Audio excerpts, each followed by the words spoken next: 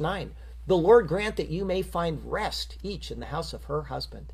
It is the second of a twofold blessing where the divine name of the Lord, meaning Jehovah, is invoked.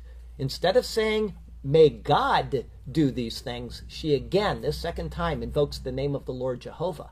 When this title is used, it is speaking of the one who monitors the covenant and the covenant people. In the first blessing, she asks that the Lord deal kindly with you as you have dealt with the dead and with me. And now she explains what that first general blessing meant by giving specifics. She asks the Lord grant that they may find rest, each in the house of her husband.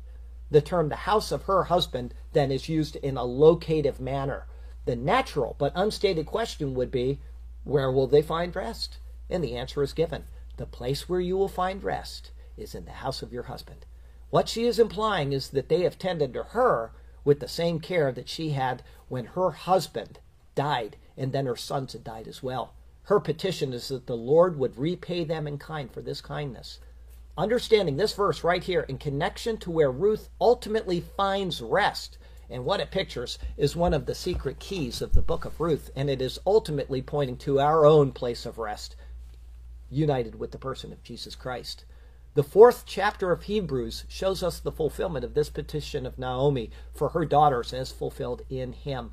It is when we believe in the work of Jesus Christ that we enter into his rest, as it says in Hebrews chapter 4, the 3rd verse.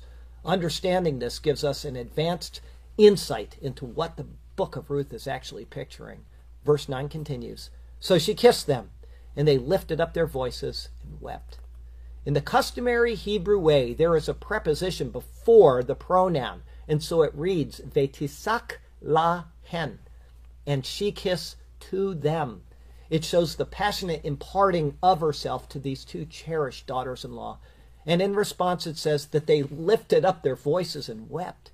Unlike our Western way of trying to hide emotions, the opposite is true in the Middle Eastern cultures. If you ever go there, you'll notice it right away.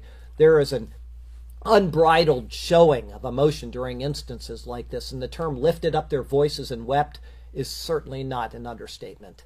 There is true sadness, and it is being truly vocalized by these women. Verse 10, and they said to her, surely we will return with you to your people. They must have talked about this before they left, saying, of course we'll go with you. And she would surely have said, no, it's better for you to stay. You know, it's better for you. Your families are here. But whether these daughters were actually serious or not could not be determined until now.